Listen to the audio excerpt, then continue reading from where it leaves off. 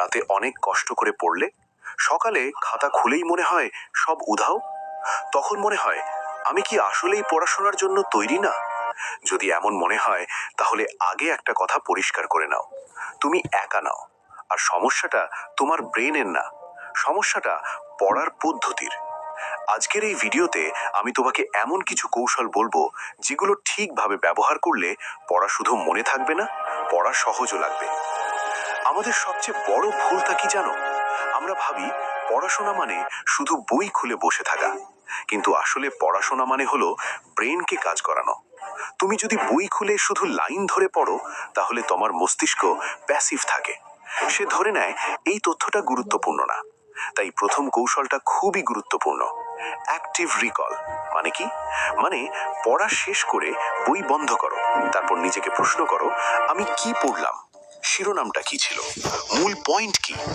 শুরুতে কঠিন লাগবে, কিন্তু এই পদ্ধতি পড়া মনে রাখার সবচেয়ে শক্তিশালী অস্ত্র।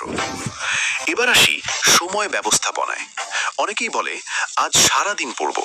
বিশ্বাস করো, এটা পড়াশোনার সবচেয়ে বড় শত্রু।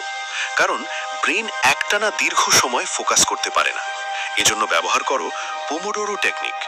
নিয়মটা খুব সহজ, 25 মিনিট মন দিয়ে পড়বে, তারপর 5 মিনিট বিরতি।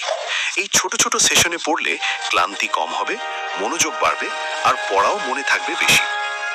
এখন একটা প্রশ্ন, তুমি কি শুধু চোখ দিয়ে পড়ো? যদি উত্তর হয় হ্যাঁ, তাহলে এখানেই বড় ভুল।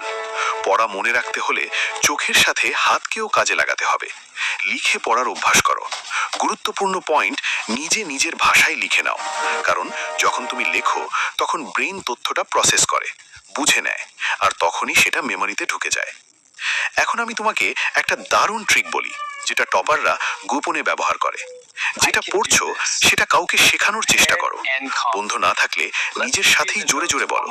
তুমি দেখবে যেই জায়গায় আটকে যাচ্ছ বুঝবে সেখানেই তোমার দুর্বলতা। এই পদ্ধতিকে বলে টিচিং মেথড। তুমি যদি কাউকে শেখাতে পারো তাহলে ধরে নাও তুমি সেটা পুরোপুরি বুঝে গেছো। আরেকটা বড় সমস্যা হলো একসাথে বিশাল চ্যাপ্টার শেষ করার চেষ্টা। এতে ব্রেন ভয় পেয়ে যায়। তাই চ্যাপ্টারকে ছোট ছোট অংশে ভাগ করো। আজ শুধু এই টপিক, কাল ওইটা। এতে পড়ার চাপ কমবে, ভয়ও কম লাগবে। পড়াশুনো তখন আর বোঝা মনে হবে না।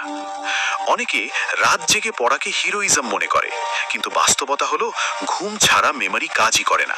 তুমি যত ভালোই পড়ো, যদি পর্যাপ্ত ঘুম না দাও তাহলে সেই পড়া মস্তিষ্কে জমা হবে না। ঘুমের সময়ই আমাদের ব্রেন পড়া তথ্যগুলো সাজিয়ে রাখে। তাই পরীক্ষার আগে রাত জেগে পড়া নয়, সময় মতো ঘুম দাও। এখন বলি রিভিশনের কথা। একবার পড়লেই শেষ, এই ধারণাটা ভুল।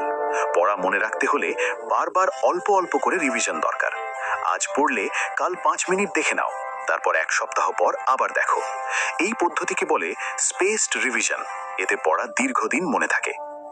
সবশেষে একটা গুরুত্বপূর্ণ কথা, তুমি যদি পড়াকে শাস্তি মনে করো তাহলে পড়া কখনোই ভালো লাগবে না। পড়াশোনার সাথে নিজের লক্ষ্যটা কানেক্ট করো। নিজেকে জিজ্ঞেস করো আমি কেন পড়ছি? ভালো চাকরি, ভালো জীবন, পরিবারকে সাপোর্ট।